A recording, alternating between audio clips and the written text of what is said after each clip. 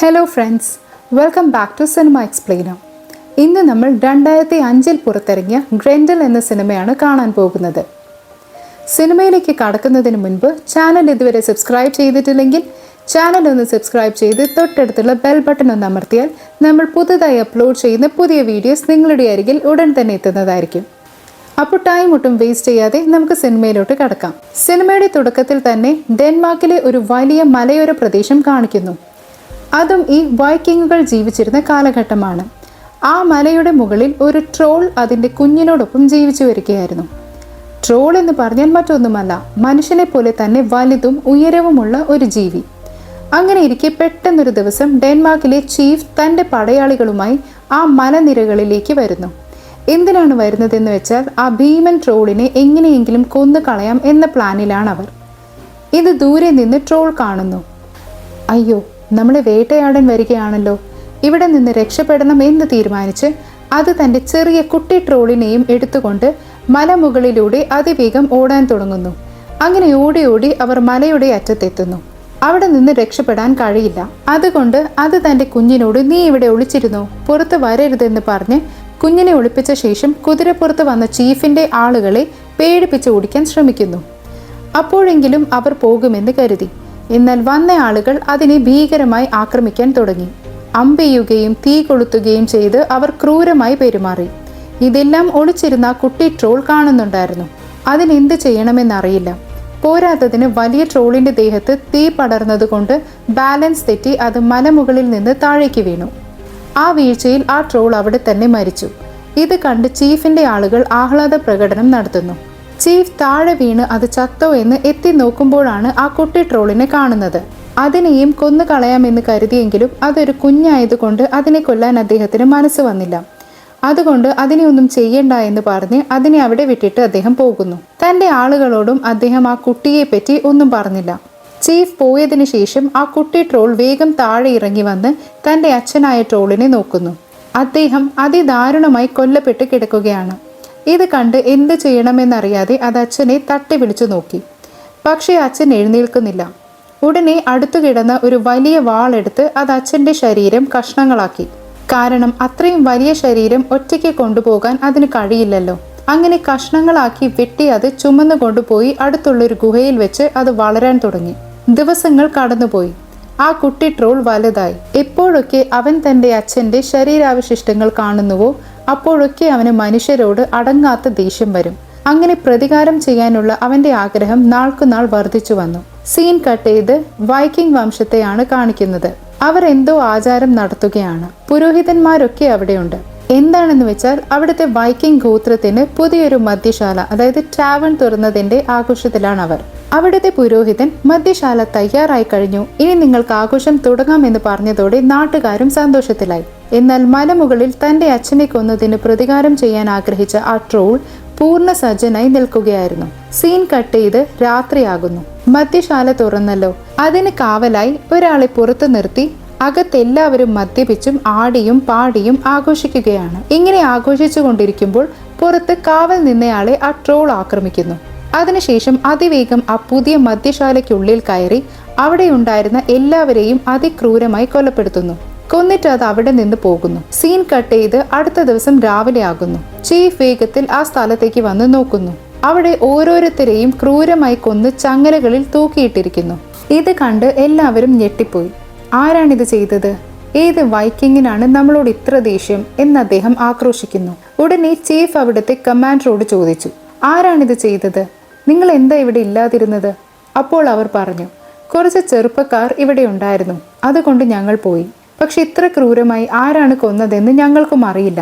എന്നാൽ ഒന്ന് ശ്രദ്ധിച്ചോ, ഇവിടെ ഉണ്ടായിരുന്ന ചെറിയ കുട്ടികളെയോ സ്ത്രീകളെയോ വന്നവർ കൊന്നിട്ടില്ല. അപ്പോൾ അത് ആരായിരിക്കുമെന്ന് മനസ്സിലാകുന്നില്ലല്ലോ. ഇത് കേട്ട് ചീഫ് ആശയക്കുഴപ്പത്തിലായി. സീൻ കട്ടാകുന്നു. അടുത്ത സീനിൽ ഗേറ്റ് ലാൻഡ് എന്ന മറ്റൊരു വൈക്കിംഗ് വംശത്തെ കാണിക്കുന്നു. ഈ വംശത്തിന്റെ തലവന്റെ പേര് ലിയോ എന്നാണ്. ലിയോയെ കുറിച്ച് പറയുകയാണെങ്കിൽ ഈ ചുറ്റുവട്ടത്തുള്ള എല്ലാ വൈക്കിങ്ങുകളും ഭയപ്പെടുന്ന ഒരേ ഒരാളാണ് ലിയോ. അത്രയ്ക്ക് ശക്തനായ ഒരു യോദ്ധാവാണവൻ.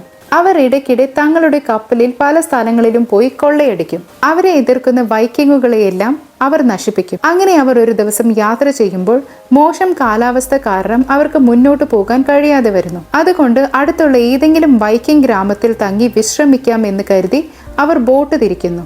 സീൻ കട്ട് ചെയ്ത് ഇവിടെ രാത്രിയാകുന്നു. ഡെൻമാർക്കിലെ വൈക്കിംഗ് കൂട്ടത്തെയാണ് കാണിക്കുന്നത്.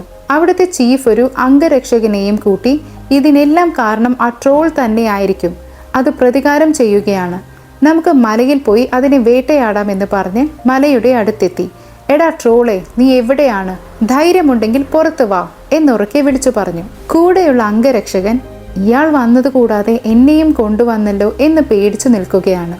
ചീഫ് ട്രോളിന് തിരിഞ്ഞ് അപ്പുറത്തേക്ക് പോയപ്പോൾ അംഗരക്ഷകൻ തനിച്ച് പേടിച്ച് നിൽക്കുന്നിടത്തേക്ക് ട്രോൾ വരുന്നു.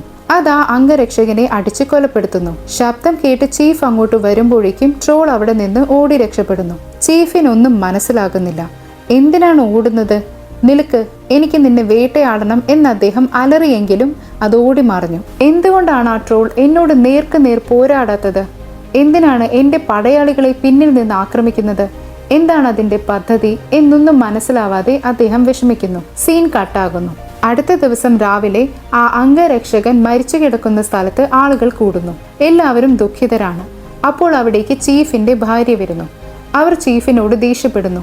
എന്താണ് നിങ്ങൾക്ക് പറ്റിയത്? എന്താണ് ഈ നാട്ടിൽ നടക്കുന്നത്? ഇങ്ങനെ ഒരുപാട് പേർ മരിച്ചാൽ ഒരുപാട് പേർ വിധവകളാകും. ആ വിധവകളോട് നിങ്ങൾ എന്ത് സമാധാനം പറയും? ഇങ്ങനെ പോയാൽ ഈ നാട്ടിൽ വിധവകൾ മാത്രമേ കാണുകയുള്ളൂ എന്നൊക്കെ പറഞ്ഞ് അവർ കരയുന്നു. എന്നാൽ ചീഫിന്റെ കയ്യിൽ ഒരു മറുപടിയും ഉണ്ടായിരുന്നില്ല. അദ്ദേഹം അപമാനിതനായി ദുഃഖത്തോടെ ഇരുന്നു. അതുകൊണ്ട് ചീഫിന്റെ ഭാര്യ ഗ്രാമത്തിൽ നിന്ന് മാറ്റി പാർപ്പിച്ചിരുന്ന ലീന എന്നൊരു സ്ത്രീയുടെ അടുത്തേക്ക് സഹായം ചോദിച്ചു പോകുന്നു. ചീഫിന്റെ ഭാര്യ പറഞ്ഞു, ഞാൻ ഇവിടുത്തെ ചീഫിന്റെ ഭാര്യയാണ്. നിങ്ങൾക്ക് മരണം മുൻകൂട്ടി കാണാനുള്ള കഴിവുണ്ടെന്ന് കേട്ടല്ലോ. ഞാൻ ചോദിക്കുന്നതിന് മാത്രം മറുപടി തരൂ. എന്റെ ഭർത്താവായ ചീഫും ആ ട്രോളിന്റെ കയ്യാൽ മരിക്കുമോ? ഇത് കേട്ട് ലീന അവരെ തുറച്ചു നോക്കി. എന്തിനാണ് എന്നോട് സഹായം ചോദിക്കുന്നത്? നിങ്ങളെല്ലാവരും കൂടിയല്ലേ ഞാൻ ചീത്തയാണ്, അശുദ്ധയാണ് എന്നൊക്കെ പറഞ്ഞ് എന്നെ ഈ മലയിൽ ഒറ്റയ്ക്ക് താമസിപ്പിച്ചത്. എന്നിട്ട് വീണ്ടും സഹായം ചോദിക്കാൻ വന്നിരിക്കുന്നു. ഉടനെ ചീഫിന്റെ ഭാര്യ പറഞ്ഞു, നോക്കൂ, നിനക്ക് സംഭവിച്ചതിനൊന്നും ഞാനല്ല കാരണം. അതും ഇതുമായി ഇപ്പോൾ ബന്ധമില്ല എന്ന് ലീന മറുപടി പറഞ്ഞു. തുടർന്ന് ലീന പറഞ്ഞു, നിങ്ങളുടെ ഭർത്താവ് ആ ട്രോളിന്റെ കയ്യാൽ മരിക്കില്ല. ഇത് കേട്ടപ്പോൾ ചീഫിന്റെ ഭാര്യയ്ക്ക് സന്തോഷമായെങ്കിലും ഒന്നും മിണ്ടാതെ അവർ വീട്ടിലേക്ക് മടങ്ങി. സീൻ കട്ട് ചെയ്ത് ലിയോയെ കാണിക്കുന്നു. അതായത് മറ്റേ വൈക്കിംഗ് തലവൻ. അവൻ തന്റെ കപ്പൽ അടുത്തുള്ളൊരു കരയിൽ അടുപ്പിക്കുന്നു.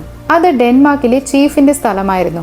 അങ്ങോട്ട് പ്രവേശിക്കാൻ തുടങ്ങുമ്പോൾ ചീഫിന്റെ ഒരാൾ കുതിരപ്പുറത്ത് വന്ന് പറഞ്ഞു, നിങ്ങൾക്ക് വഴി തെറ്റിയെന്ന് തോന്നുന്നു. ഇത് ചീഫിന്റെ സ്ഥലമാണ്. ഇവിടെ വൈക്കിങ്ങുകളായ ഞങ്ങളാണുള്ളത്. ഇങ്ങോട്ടാരും പ്രവേശിക്കാൻ പാടില്ല. ഉടനെ ലിയോ പറഞ്ഞു, നോക്കൂ, ഞങ്ങൾ നിങ്ങളുടെ സ്ഥലം കൊള്ളയടിക്കാൻ വന്നതല്ല. ഞങ്ങൾക്ക് ഈ വഴി കടന്നു പോകണം. അതുകൊണ്ട് ഒരു ദിവസം ഇവിടെ തങ്ങിയിട്ട് പോകാം. എൻ്റെ പേര് ലിയോ, പ്രശസ്തനായ യോദ്ധാവാണ്. ആ പേര് കേട്ടതും കുതിരപ്പുറത്ത് വന്നയാൾ ഞെട്ടി. ഓ, നിങ്ങളാണോ എന്ന് പറഞ്ഞ് താഴെ ഇറങ്ങി. ഞാൻ നിങ്ങളെ എൻ്റെ ചീഫിന്റെ അടുത്തേക്ക് കൊണ്ടുപോകാം, വരൂ എന്ന് പറഞ്ഞ് ചീഫിന്റെ അടുത്തേക്ക് കൂട്ടിക്കൊണ്ടുപോയി. ചീഫിന് ലിയോയെ കണ്ടപ്പോൾ വളരെ സന്തോഷമായി. ചെറുപ്പത്തിൽ നിന്റെ അച്ഛൻ്റെ കൂടെ കണ്ടതാണ്. അന്ന് നീ ചെറിയ കുട്ടിയായിരുന്നു. ഇപ്പോൾ നീ ഒരുപാട് വളർന്നല്ലോ എന്ന് പറഞ്ഞ് അവനെ സ്വാഗതം ചെയ്തു. അന്ന് രാത്രി തന്നെ ഒരു ചെറിയ പാർട്ടി ഒരുക്കി. അവിടെ ചീഫിന്റെ ഭാര്യയാണ് ഭക്ഷണം വിളമ്പുന്നത്. ഇതെല്ലാം കണ്ട ലിയോ ചീഫിനെ തനിച്ച് വിളിച്ചു ചോദിച്ചു, എന്താണ് ഇവിടെ അധികം പുരുഷന്മാരെ കാണാത്തത്? സ്ത്രീകളെ മാത്രമാണല്ലോ കാണുന്നത്. എന്താണ് കാര്യം? അപ്പോഴാണ് ചീഫ് എല്ലാ കാര്യങ്ങളും പറയുന്നത്.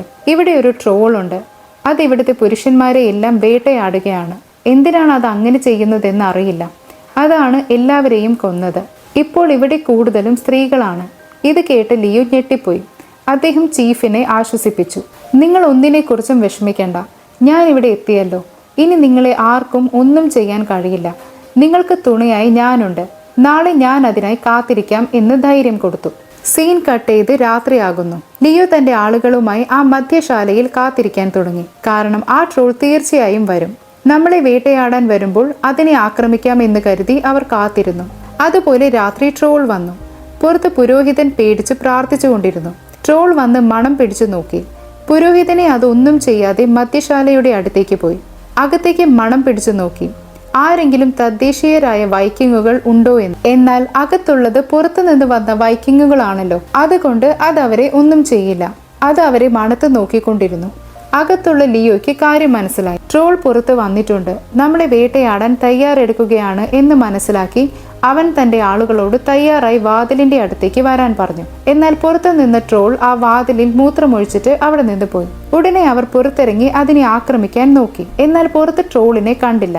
അവർക്കാർക്കും ഒന്നും മനസ്സിലായില്ല എന്തുകൊണ്ടാണ് ട്രോൾ തങ്ങളെ ഒന്നും ചെയ്യാതിരുന്നതെന്ന്. അടുത്ത ദിവസം ചീഫ് വന്ന് പരിശോധിച്ചു. എല്ലാവരും ജീവനോടെ ഇരിക്കുന്നത് കണ്ട് അദ്ദേഹവും അത്ഭുതപ്പെട്ടു.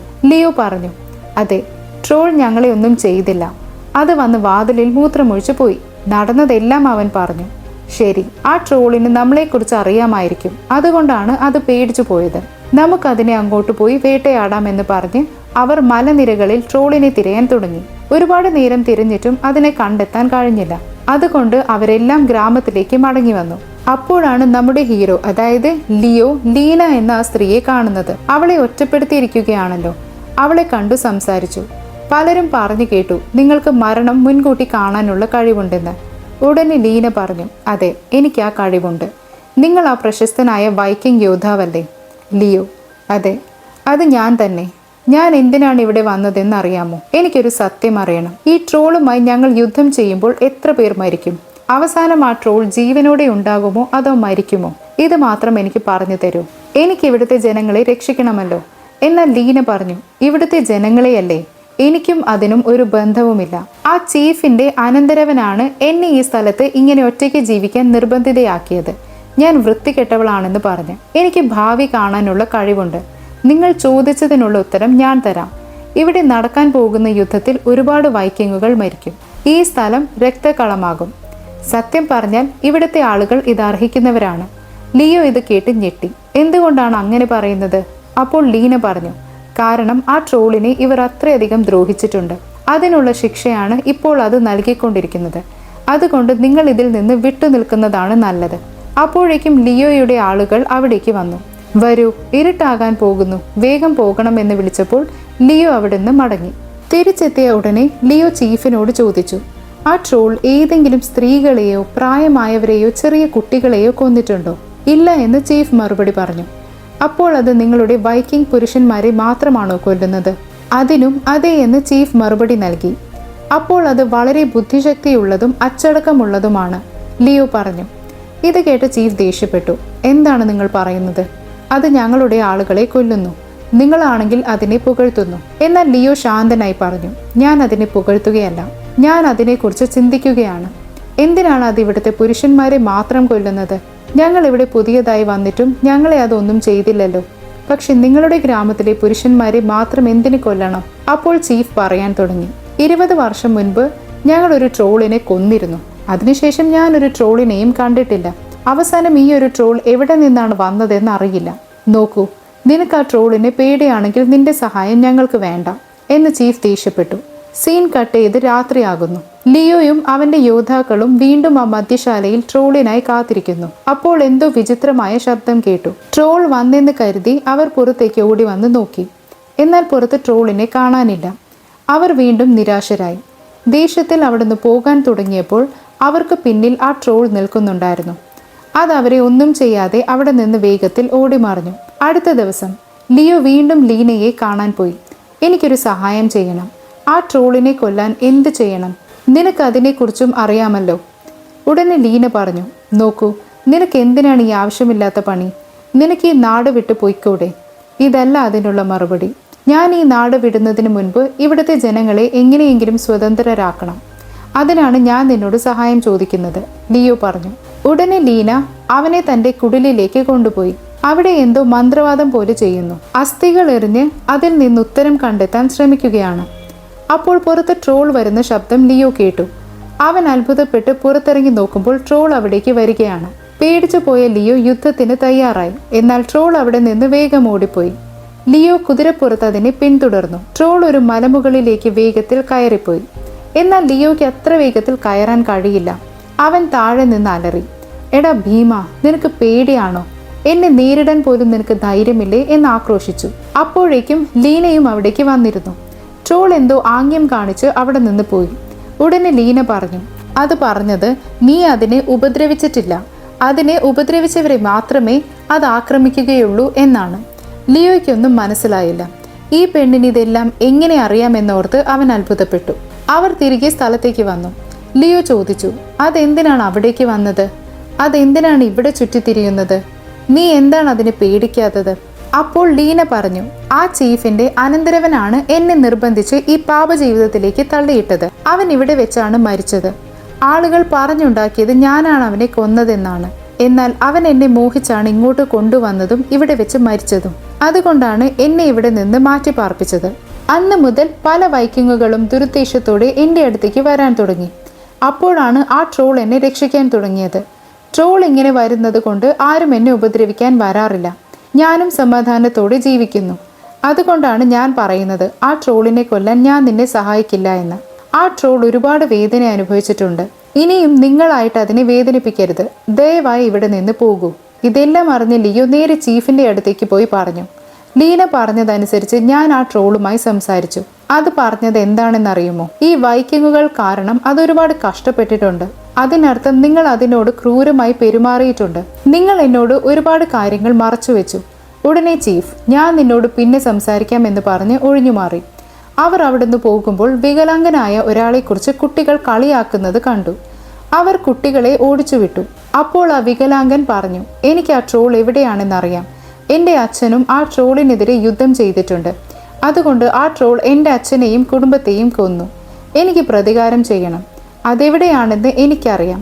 അവൻ്റെ വാക്ക് കേട്ട് അവരെല്ലാം അവനെയും കൂട്ടിപ്പോയി. അതൊരു മലനിരയായിരുന്നു. ബോട്ടിൽ പോയി പിന്നീട് ഒരു ഗുഹ പോലുള്ള സ്ഥലത്തേക്ക് മല കയറി ഇറങ്ങണമായിരുന്നു. അവർ ബോട്ടിൽ കയറി മലയും കയറി. എന്നാൽ താഴേക്ക് ഇറങ്ങുമ്പോൾ ഒരാൾ കാൽ വഴുതി വീണു. എങ്ങനെയോ മറ്റുള്ളവർ അവനെ പിടിച്ചു കയറ്റി. ഇനി മുന്നോട്ട് പോകാൻ കഴിയില്ലെന്ന് മനസ്സിലായപ്പോൾ അവർ ആ ട്രോളിനോടുള്ള ദേഷ്യത്തിൽ ആ ഗുഹയ്ക്ക് മുകളിൽ മൂത്രമൊഴിച്ചിട്ട് അവിടുന്ന് മടങ്ങി. തിരികെ ബോട്ടിൽ വരുമ്പോൾ ലിയോയ്ക്ക് എന്തോ പന്തികേട് തോന്നി. വെള്ളത്തിനടിയിലൂടെ നീന്തി വന്ന ആ ട്രോൾ മൂത്രമൊഴിച്ചവനെ പിടിച്ച് വെള്ളത്തിലേക്ക് വലിച്ചു. ഭാഗ്യത്തിന് മറ്റുള്ള വൈക്കിങ്ങുകൾ അവനെ പിടിച്ചുവെച്ചു. അവൻ കഷ്ടിച്ച് രക്ഷപ്പെട്ടു. ട്രോൾ അവിടുന്ന് ഓടിപ്പോയി. ലിയോയ്ക്കൊന്നും മനസ്സിലായില്ല. അതേ ആശയക്കുഴപ്പത്തിൽ ആ ട്രോളിനെ എന്ത് ചെയ്യണം, അതിനെ കൊല്ലണോ വേണ്ടയോ എന്നൊക്കെ ആലോചിച്ച് അവർ ആ മദ്യശാലയിൽ ഇരുന്നു.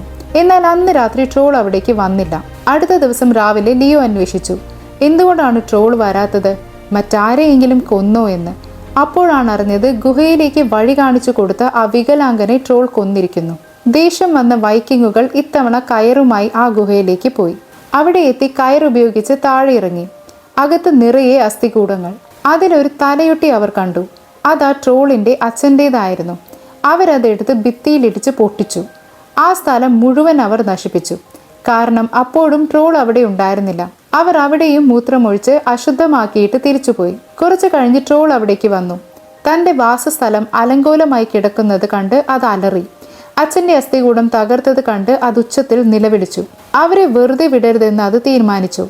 അന്ന് രാത്രി തന്നെ അത് ആ മദ്യശാലയിലേക്ക് വന്നു. അവിടെ ഉണ്ടായിരുന്ന എല്ലാവരെയും അതിക്രൂരമായി ആക്രമിച്ചു. ആ തലയൊട്ടി തകർത്തവന്റെ തലയ്ക്കുള്ളിൽ കൈയിട്ട് അത് തകർത്ത് കളഞ്ഞു. അവൻ ദാരുണമായി മരിച്ചു. അടുത്തത് ലിയോയുടെ ഊഴമായിരുന്നു. ലിയോ അതിനോട് പൊരുതി. എന്നാൽ ട്രോൾ വളരെ ശക്തനായിരുന്നത് കൊണ്ട് അത് ലിയോയെ അടിച്ച് അവശനാക്കി. എങ്കിലും ലിയോ തന്ത്രപരമായി അതിനെ ഒരു കെണിയിൽ വീഴ്ത്തി. അതിൻ്റെ കൈ ഒരിടത്ത് കുടുങ്ങി. കൈക്ക് നല്ല വേദനയുണ്ടായിരുന്നു. തക്കം കിട്ടിയപ്പോൾ എല്ലാവരും കൂടി അതിനെ ആക്രമിക്കാൻ തുടങ്ങി. ഇങ്ങനെ നിന്നാൽ മരിക്കുമെന്ന് മനസ്സിലാക്കിയ ട്രോൾ തന്റെ കൈ സ്വയം വെട്ടിമുറിച്ച് അവിടുന്ന് ഓടി രക്ഷപ്പെട്ടു. അവർ അതിനെ പിടിക്കാൻ ശ്രമിച്ചെങ്കിലും അത് വേഗത്തിൽ ഓടിമറിഞ്ഞു. എന്നാൽ അധിക ദൂരം പോകാൻ അതിന് കഴിഞ്ഞില്ല. കുറച്ചകലെ എത്തിയപ്പോൾ രക്തം വാർന്ന് അത് വെള്ളത്തിലേക്ക് വീണു. അങ്ങനെ അത് മരിച്ചതായി കാണിക്കുന്നു. സീൻ കട്ടാകുന്നു. അടുത്ത ദിവസം മദ്യശാലയിൽ ഒരുപാട് പേർ മരിച്ചു കിടക്കുന്നത് കണ്ട് ലിയോ വിഷമിക്കുന്നു. അപ്പോൾ അവിടേക്ക് ചീഫ് വന്നു. ലിയോ ചോദിച്ചു, നിങ്ങൾ എന്നോട് പകുതി സത്യമേ പറഞ്ഞുള്ളൂ, ബാക്കി എപ്പോഴാണ് പറയാൻ പോകുന്നത്? അപ്പോൾ അദ്ദേഹം സത്യം സമ്മതിച്ചു. വർഷങ്ങൾക്ക് മുൻപ് ഞങ്ങൾ ഒരു ട്രോളിനെ കൊന്നു. കാരണം അതിൻ്റെ സ്ഥലത്തേക്ക് ഞങ്ങളെ പ്രവേശിക്കാൻ അത് സമ്മതിച്ചില്ല. ഞങ്ങൾക്ക് എല്ലാ സ്ഥലങ്ങളും വേണമായിരുന്നു. എല്ലാ വിഭവങ്ങളും ഞങ്ങൾ തന്നെ അനുഭവിക്കണമെന്ന് ആഗ്രഹിച്ചു. അതുകൊണ്ട് അതിനെ കൊല്ലേണ്ടി വന്നു. അങ്ങനെ കൊന്നപ്പോൾ ഒരു കുട്ടി ട്രോളിനെ മാത്രം എനിക്ക് കൊല്ലാൻ തോന്നിയില്ല. ഞാൻ അതിനെ വെറുതെ വിട്ടു. അന്ന് അതിനെ വെറുതെ വിട്ടതിനുള്ള വിലയാണ് ഞാനിപ്പോൾ നൽകിക്കൊണ്ടിരിക്കുന്നത്, ലിയോ പറഞ്ഞു. എന്നാൽ അത് നിങ്ങളെപ്പോലെ ആയിരുന്നില്ല. അതൊരിക്കലും നിരപരാധികളെ കൊന്നിട്ടില്ല. ഇത് കേട്ട് ചീഫ് അപമാനിതനായി. അന്ന് രാത്രി ട്രോളിന്റെ ആ മുറിഞ്ഞ കൈ ഭിത്തിയിൽ തൂക്കിയിട്ട് ട്രോളിനെ കൊന്നതിന്റെ പേരിൽ അവർ ആഘോഷം തുടങ്ങി. എന്നാൽ ലിയോയ്ക്ക് വിഷമം തോന്നി. അവൻ ലീനയുടെ അടുത്തേക്ക് പോയി ദുഃഖം പങ്കുവെച്ചു. എന്നാൽ ലീന അവനേക്കാൾ ദുഃഖത്തിലായിരുന്നു. അവർ പറഞ്ഞു, നീ ആഗ്രഹിച്ചത് നടന്നല്ലോ, ആ ട്രോൾ പോയി. നിനക്ക് ഇനിയും ഒരുപാട് മുറിവുകൾ വരാനിരിക്കുന്നു. ലിയോയ്ക്കൊന്നും മനസ്സിലായില്ല. അപ്പോഴാണ് അവർ ആ രഹസ്യം വെളിപ്പെടുത്തുന്നത്. ആദ്യം പല പുരുഷന്മാരും ലീനയെ ഉപദ്രവിക്കാൻ വരുമ്പോൾ ആ ട്രോൾ ആയിരുന്നല്ലോ രക്ഷിച്ചിരുന്നത്. അങ്ങനെ സ്ഥിരമായി വന്ന് രക്ഷിച്ചതുകൊണ്ട് ആ ട്രോളും ലീനയും തമ്മിൽ പ്രണയത്തിലായി. അവർ ഒന്നിച്ചു ജീവിച്ചു. അതിനുശേഷം ആ ട്രോൾ എൻ്റെ അടുത്തേക്ക് വരില്ല, എന്നെ ചുറ്റിപ്പറ്റി നിന്ന് സംരക്ഷിക്കും. അതുകൊണ്ട് വൈക്കിങ്ങുകൾ എന്നെ ഉപദ്രവിക്കാൻ വരാൻ ഭയപ്പെട്ടു. ആ ട്രോൾ ഒരു ദുഷ്ടനായിരുന്നില്ല. അവൻ തൻ്റെ കുട്ടിക്കാലം മുതൽ ഒരുപാട് വേദനകൾ സഹിച്ചിരുന്നു എന്ന് പറഞ്ഞ് അവർ വികാരാധീനയായി. അവർ സംസാരിച്ചിരുന്ന് പരസ്പരം അടുത്തു. സീൻ കട്ടാകുന്നു. ഇവിടെ മദ്യശാലയിൽ എല്ലാവരും ആഘോഷിക്കുമ്പോൾ വെള്ളത്തിനടിയിൽ നിന്ന് മറ്റൊരു ട്രോൾ വരുന്നു. അതൊരു അമ്മ ട്രോളായിരുന്നു. അതായത് ഇപ്പോൾ മരിച്ച ട്രോളിന്റെ അമ്മ. അത് നേരെ മദ്യശാലയിലേക്ക് വന്ന് അവിടെയുള്ളവരെ ആക്രമിക്കാൻ തുടങ്ങി. ആരും ഇത് പ്രതീക്ഷിച്ചിരുന്നില്ല. ഇവിടെ ലീന ലിയോയുടെ കൂടെ ഉറങ്ങിക്കിടക്കുമ്പോൾ ആരോ വാതിൽ തുറന്നു വരുന്നു. അതൊരു ചെറിയ കുട്ടിയായിരുന്നു. അവനെ കണ്ടതും ലീന ഒച്ച വെക്കരുത് എന്ന് പറഞ്ഞ് ആ കുട്ടിയുടെ കൂടെ പതുക്കെ പോകുന്നു. അടുത്ത ദിവസം രാവിലെ ചീഫ് പറയുന്നു, അപ്പോൾ ആ ട്രോൾ ഇപ്പോഴും മരിച്ചിട്ടില്ലേ? ഇനി നമ്മൾ എന്ത് ചെയ്യും? ഇനിയും വെറുതെ വിടാൻ പാടില്ല എന്ന് പറഞ്ഞ് അവർ കടൽ തീരത്തേക്ക് വരുന്നു. അവിടെ ഒരാളുടെ തല വെട്ടിമാറ്റി കുന്തത്തിൽ കോർത്തു വെച്ചിരിക്കുന്നു. ഇത് കണ്ട് ലിയോയ്ക്ക് വിശ്വസിക്കാൻ കഴിഞ്ഞില്ല. അപ്പോൾ ട്രോൾ ജീവനോടെ ഉണ്ടോ എന്നവൻ ആലോചിച്ച് വേഗം ആ ഗുഹയിലേക്ക് ഓടിച്ചെന്നു. അവിടെ ഗുഹയിൽ ആ ട്രോൾ മരിച്ചു കിടക്കുകയായിരുന്നു. കാരണം അതിന്റെ കൈ മുറിഞ്ഞു പോയിരുന്നല്ലോ. പിന്നെ ഏത് ട്രോളാണ് വന്നത് എന്ന് നോക്കുമ്പോൾ അവിടേക്ക് ആ അമ്മ ട്രോൾ വരുന്നു. അത് ലിയോയെ ആക്രമിക്കാൻ തുടങ്ങി. അപ്പോൾ ലിയോയ്ക്ക് മനസ്സിലായി ഇവിടെ ഒരു ട്രോളല്ല 2 ട്രോളുകൾ ഉണ്ടായിരുന്നു എന്ന്. അവൻ തന്ത്രപൂർവ്വം ഒരു കല്ലെടുത്ത് അതിന്റെ തലയ്ക്കടിച്ചു. അത് താഴെ വീണപ്പോൾ അടുത്ത് കിടന്ന ഒരു കത്തിയെടുത്ത് ലിയോ ആ അവസാനത്തെ ട്രോളിനെയും കുത്തിക്കൊന്നു. അപ്പോൾ ഒരു ചെറിയ ട്രോൾ അവിടേക്ക് വന്നു. അത് മറ്റാരും ആയിരുന്നില്ല, ഡീനയ്ക്കും ആ ട്രോളിനും ജനിച്ച മകനായിരുന്നു. ഇത് കണ്ട് ലിയോ ഞെട്ടിപ്പോയി. അവന് വല്ലാത്ത കുറ്റബോധം തോന്നി. അയ്യോ, ഞാൻ വലിയൊരു തെറ്റാണ് ചെയ്തത്, ഞാനിത് ചെയ്യാൻ പാടില്ലായിരുന്നു എന്നവൻ മാനസികമായി ഓർത്ത് തകർന്നുപോയി. ഇങ്ങനെ ഒരു പാപം ചെയ്തല്ലോ എന്നോർത്ത് വേദനയോടെ അവൻ അവിടെ നിന്ന് പുറത്തേക്ക് വന്നു. ഇവിടെ നിന്ന് പോകാം, ഇതെനിക്ക് ആവശ്യമില്ല എന്ന് കരുതി അവൻ അവസാനമായി ലീനയെ കാണാൻ പോയി. ഒരു ചെറിയ ട്രോൾ കൂടിയുണ്ടെന്ന് എനിക്കറിയാം. അതിനെ ഈ ജനങ്ങളുടെ കയ്യിൽ കിട്ടാതെ നോക്കണം, അല്ലെങ്കിൽ അതിൻ്റെ അവസ്ഥ എന്താകുമെന്ന് നിനക്കറിയാമല്ലോ. ഈ ആളുകൾ മോശക്കാരാണ്, അവർ നിന്നെയും കൊന്നുകളയും. അവൾ ശാന്തയായി പറഞ്ഞു, ഈ സത്യം ഞാനും നീയും മാത്രം അറിഞ്ഞാൽ മതി എന്ന് പറഞ്ഞ് അവൾ പോയി. ലിയോ ആ കടൽ തീരത്ത് നിന്ന് ആ ട്രോളുകൾക്ക് അന്തിമോപചാരം അർപ്പിച്ചു. ഇത് ദൂരെ നിന്ന് ആ കുട്ടി ട്രോൾ കാണുന്നുണ്ടായിരുന്നു. അതിനുശേഷം ലിയോ തൻ്റെ കൂടെയുള്ള വൈക്കിംഗ് യോദ്ധാക്കളെയും കൂട്ടി ദുഃഖത്തോടെ അവിടെ നിന്ന് മടങ്ങി. അതോടെ ഈ സിനിമ അവസാനിച്ചു. അപ്പോൾ നിങ്ങൾക്ക് എല്ലാവർക്കും ഈ സിനിമ ഇഷ്ടപ്പെട്ടെന്ന് കരുതുന്നു. വീഡിയോ ഇഷ്ടപ്പെട്ടെങ്കിൽ ലൈക്ക് ചെയ്യുക, ചാനൽ സബ്സ്ക്രൈബ് ചെയ്യുക. മറ്റൊരു വീഡിയോയുമായി കാണുന്നത് വരെ ഗുഡ് ബൈ.